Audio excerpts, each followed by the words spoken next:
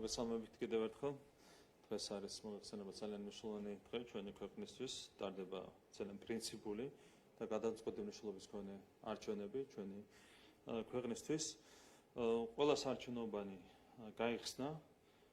ძალიან მოხარული ვართ, რომ დაფიქსირდა მაღალი აქტივობა, 320,000-ზე მეტი ამორჩეველი უკვე გამოცხადდა საარჩევნო უბნებზე და იმოქმედა მაღალი სამოქალაქო პასუხისმგებლობით, გააკეთა საკუთარი არჩევანი და თითოეულ ამორჩეულს რა თქმა უნდა განსაკუთრებული მადლობა უნდა გადაუხადოთ გამოვლენილი მაღალი სამოქალაქო პასუხისმგებლობისთვის და იმედი გვაქვს, რომ ანალოგიურად მაღალი აქტივობა დაფიქსირდება მომდევნო საათების განმავლობაშიც. მე ასევე მადლობა მინდა გადაუხადოთ საგანგებოდ ჩვენი პარტიის აქტივისტებს, მხარდამჭერებს ამორჩეულთა მობილიზაციისთვის. როგორც მოგეხსენებათ, ამორჩეულის მობილიზაცია არის პოლიტიკური პარტიების ერთ-ერთი უმთავრესი ფუნქცია. შესაბამისად, ჩვენ გავაგრძელებთ, რა თქმა უნდა, მთელი დღის განმავლობაში ამორჩეულის მობილიზაციას ზრუნვას იმისათვის, რომ მაქსიმალურად მეტმა ამორჩეულმა გამოხატოს დღეს საკუთარი არჩევანი. მნიშვნელოვანია, რომ არჩევნები წარიმართება 7 გარემოში და იმედი გვაქვს, რომ ასევე გაგრძელდება საარჩევნო პროცესები მთელი დღის განმავლობაში. სამწუხაროდ დაფიქსირდა ამორჩეულის მობილიზაციისთვის ხელი შეშლის კონკრეტული ფაქტები. ყველა სამწუხარო ის არის, რომ ჟურნალისტების მხრიდან ხორციელდება ხშირად ასეთი რამ. ასევე იყო ამორჩეულზე ზეწოლის ფაქტები, მათ შორის ამორჩეულს არაძლევდნენ საშუალებას, რომ საკუთარ პირად ავტომობილში ყოფილიყო მშვიდად და განახორციელებინა ის საქმიანობა, რისი განხორციელების უფლებაც მას აქვს კანონის შესაბამისად. ჩვენ გვესმის, რომ მაღალი აქტივობა აღიზიანებს რადიკალურ ოპოზიციას, ასევე მათ მედია საშუალებებს, თუმცა კიდევ ერთხელ გავიმერებთ, რომ ამორჩეულისთვის ხელის შეშლა და ამორჩეულთა მობილიზაციისთვის ხელის შეშლა ეს არის არჩევნების საწინააღმდეგო მოვლენა, წინააღმდეგება პრინციპებს და ყველას მოუწოდებ, რომ უზრუნველყონ 7 საარჩევნო გარემო მთელი დღის განმავლობაში. ზოგადად ყველა სუბიექტს, იქნება ეს პოლიტიკური პარტია, მედია საშუალება, თუ ნებისმიერი სხვა რიგითი მოქალაქეები, ყველას ვთხოვთ, რომ მაქსიმალურად ხელი შეუწყონ 7 ვითარებაში ამ არჩევნების ჩატარებას. გვინდა აღვნიშნოთ, რომ ჩვენ გვაქვს ვებგვერდი შექმნილი, რომელსაც ეწოდება შედეგებიჯი. ამ ვებგვერდზე თქვენ შეგიძლიათ იხილოთ მონაცემები ამორჩეულთა აქტივობასთან დაკავშირებით. მთელი დღის განმავლობაში განახლდება აქტივობის მონაცემები და ეს მონაცემები იქნება ჩაშლილი თითეული საარჩევნო ოლქის მიხედვით და 8 საათიდან მოცემული იქნება ამ ვებგვერდზე ასევე ინფორმაცია არჩევნების შედეგებთან დაკავშირებით. ეს ინფორმაცია დაეფუძნება საარჩევნო უბნებიდან მიღებულ ოფიციალურ შედეგებს, ოკრუგებში დაფიქსირებულ შედეგებს. უკვე 8 საათიდან შესაბამისი ინფორმაცია აიტვირთება ჩვენს ვებგვერდზე. კიდევ ერთხელ ვიტყვი, რომ ეს არის ძალიან პრინციპული არჩევნები, სადაც წყდება ის თუ რა მიმართულებით განვითარდება ჩვენი ქვეყანა, მათ შორის შევძლებთ ჩვენ მშვიდობის შენარჩუნებას, თუ წავა პროცესები იმ სცენარით, რა სცენარითაც გვთავაზობდა მოვლენების განვითარებას ჩვენს ქვეყანაში, რადიკალური ოპოზიცია, ჩვენ ვართ დარწმუნებული, რომ შენარჩუნებული იქნება მშვიდობა, რომ უზრუნველყოფილი იქნება ქვეყნის წინსვლა და განვითარება. ამის ერთადერთი გარანტია ამ ქვეყანაში არის ქართული ოცნება, ჩვენი პოლიტიკური გაერთიანება. ჩვენ გვაქვს ამბიციური ამოცანა, მივიღოთ არა მხოლოდ უბრალოდ უმრავლესობა საქართველოს პარლამენტში, არამედ ჩვენი სურვილია მივიღოთ საკონსტიტუციო უმრავლესობა. წინასწარი მონაცემების მიხედვით ეს არის აბსოლუტურად რეალისტური ამოცანა. დღევანდელი აქტივობის მონაცემებიც ამაზე მეტყველებს, რომ აბსოლუტურად რეალურია საკონსტიტუციო უმრავლესობის მოპოვება. დანარჩენი, რა თქმა უნდა, პირველ რიგში არის დამოკიდებული ამორჩეულის აქტიურობაზე. მნიშვნელოვანია თითოეული ამორჩეულის ხმა, მნიშვნელოვანია მაღალი აქტივობა იმისათვის, რომ ჩვენ მოვიპოვოთ სწორედ საკონსტიტუციო უმრავლესობა, რაც იქნება ყველაზე მყარი გარანტია ქვეყნის სტაბილური გრძელვადიანი განვითარების. დიდი მადლობა. მოგესალმებით, სოფო ბერძე, ტელეკომპანია იმედი. ბატონო პრემიერო, თქვენ აქტივობაზე საუბრობდით ახლაც.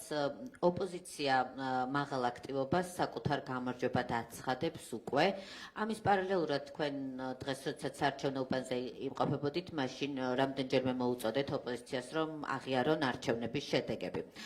რატომ მიიჩნევთ საჭიროდ ასეთ მოწოდებას? ხომ არ გაქვთ ინფორმაცია, რისთვის შეიძლება ემზადებოდნენ თქვენი ოპონენტები და როდესაც აცხადებენ მაღალ აქტივობას საკუთარ გამარჯვებად, ამაზე რა პოზიცია გაქვთ? კი, ნუ მე უსმენდი ერთ-ერთი მათი ლიდერის გამოსვლას, გვარამია გამოდიოდა, მასამეს დიდი რიხი არ ეთყობოდა მას ხმაში და ერთი რაც წამოსდა იყო ის, რომ დღის პირველ ნახევარში აქვს საქართველოს ოცნებას სამმართველოს მობილიზება დაგეგმილი და მეორე ნახევარში ჩვენი შედეგები გაუმჯობესდება. ეს წამოსწენა იყო.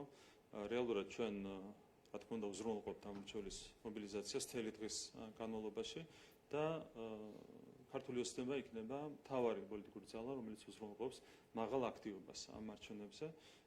ეს არის რა თქმა უნდა პრინციპულად მნიშვნელოვანი. რაც მეტი ამორჩეველი მოვა ამ არჩევნებზე, მით უფრო მყარი იქნება პროცესების განვითარება, სტაბილური იქნება პროცესების განვითარება ჩვენს ქვეყანაში.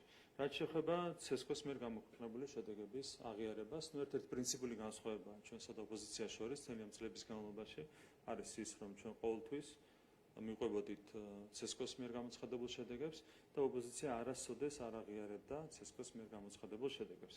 ამ გამოცდილების გათვალისწინებით, რა თქმა უნდა, ეს საკითხი და კითხვა არის ყოველთვის აქტუალური. ჩვენ კიდევ ერთხელ უნდა დავსვათ კითხვა რადიკალური ოპოზიციის წინაშე, ამ შემთხვევაში მაინც აღიარებენ თუ არა ცესკოს მიერ ოფიციალურად გამოცხადებულ შედეგებს.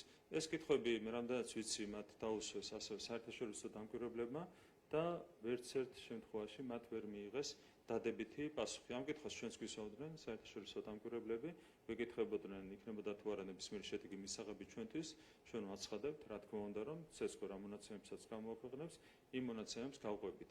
იგივე კითხვაზე ოპოზიციისგან ვერც ერთ შემთხვევაში ვერ მიიღეს დადებითი პასუხი.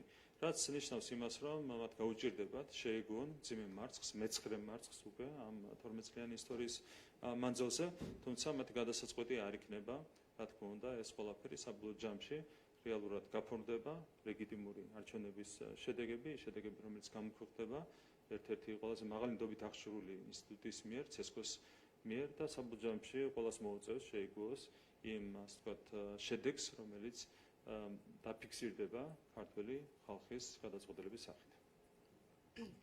მოგესალმებით, ბრატან პრემიერო მარიამ კოპალეიშვილი, ტელეკომპანია რუსთავი 2.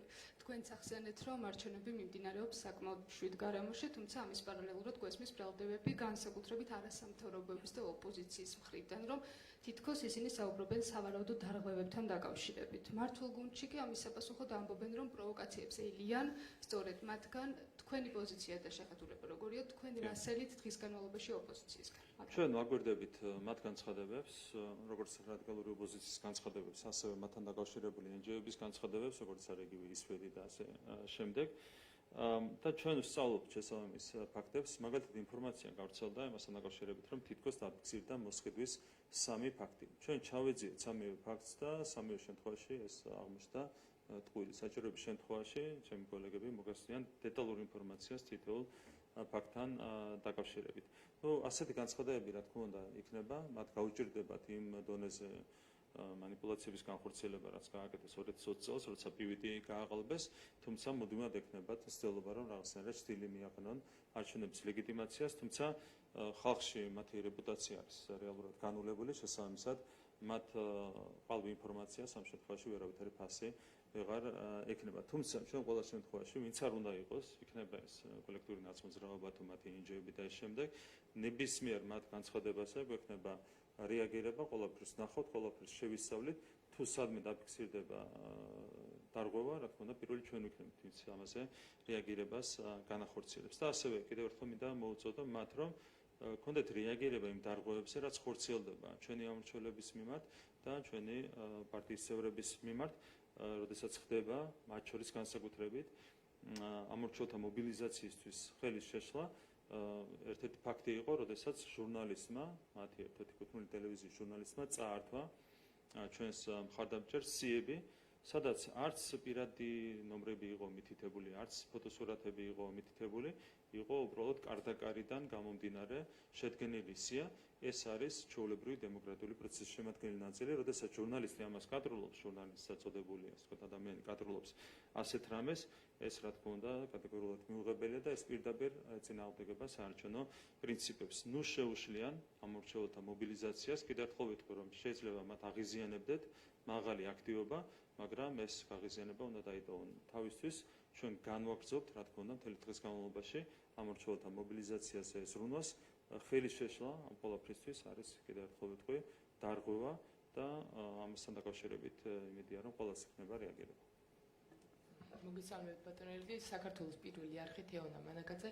თქვენის ნებართვით ორი კითხვა მექნება. პირველ რიგში კითხავთ თქვენს განცხადებასთან დაკავშირებით, უშუალოდ თქვენ დღეს რამდენჯერმე გაიმეორდა ბრძანეთ, რომ რეფერენდუმის ტოლფასი არჩევნები არის და ეს არჩევნები არის პრინციპული იმის გათვალისწინებით, რომ ქვეყანა აირჩევს განვითარებას თუ თქვათ სხვა მიმართულებას. დღეს საერთაშორისო პრესა რამდენიმე საერთაშორისო გამოცემა პირდაპირ სვავს აქცს, რომ დღეს საქართველოს არჩევანს გააკეთებს ევროპას და რუსეთს შორის. რამდენიმე ოპოზიციონერის მხრიდანაც გაკეთდა მსგავსი განცხადება. კიდევ ერთხელ რომ განმარტოთ, თქვენ დღეს რა არჩევანს აკეთებს საქართველოს და მისი მოსახლეობა. ერთი ნაწილის კითხვის და მეორე ნაწილი, სადაც თქვენ ბრძანებთ შესაძლო სცენარებთან დაკავშირებით, როგორ შეიძლება წავიდეს ქვეყანაში პროცესები, თუ გავითვალისწინებთ 2020 წლის გამოცდილებას, როდესაც ოპოზიციამ თავდაპირველად არ აღიარა არჩევნები, არალეგიტიმურად ცნეს და შემდეგ მოგვიანებით შევიდნენ პარლამენტში, ეს გამოცდილება აქვს ხო ქვეყანას? თუ ამ გზით სწავლენ ისევ, რა სურათი შეიძლება იყოს უახლოეს პერსპექტივაში, ისევ აქციები, ისევ გამოსვლები, ისევ ბოიკოტი, რა სცენარი შეიძლება იყოს ამ შემთხვევაში? მადლობა. კი ბატონო, პირველ რიგში რაც შეეხება ევროპას და რუსეთს, ვიღაცები ცდილობენ, რომ ტოლობის ნიშანი დასვან რადიკალურ ოპოზიციას, კოლექტიურ ნაცმოძრაობასა და ევროპას შორის. მაშინ, როდესაც თავის შინაარსით, სწორედ კოლექტიური ნაცმოძრაობა ყველაზე ანტიევროპული პოლიტიკური ძალა ამ ქვეყანაში. მათ შორის მათი წარსული გამოცდილების გათვალისწინებით თქვენ გახსოვთ, რომ მათ ჩამოაყალიბეს საქართველოს ისტორიაში ყველაზე ანტიევროპული რეჟიმი 9 წლის მანძილზე, რომელიც პირდაპირ კლავდა ადამიანებს, აწევებდა ადამიანებს 150 ახალგაზრდა მარტო ქუჩაში მოკლეს. როდესაც 100 თვის განმავლობაში იყვნენ მხოლოდ ხელისუფლებაში. ყოველთვიურად ახალგაზრდებს საშუალოდ 1-ზე მეტი ახალგაზრდა ხდებოდა მათი ხელიდან, უშუალოდ მათი რეჟიმის ხელიდან საქართველოში იმ 100 თვის განმავლობაში. აწევებდნენ პატიმრებს, კლავდნენ პატიმრებს, წელიწადში 150-ზე მეტი პატიმარი იღუპებოდა მათი რეჟიმის პირობებში, როცა ეს მაჩვენებელი 12-ჯერ შემცირდა უკვე ჩვენი ხელისუფლების პირობებში. წარმოიდგინეთ, რომ ყოველწლიურად დაახლოებით 120 პატიმარს კლავდნენ ისინი, 120-130 პატიმარს კლავდნენ უბრალოდ ციხეებში, მათ შორის წამებით და სხვადასხვა მძიმე არჰუმანური აქტების განხორციელებით.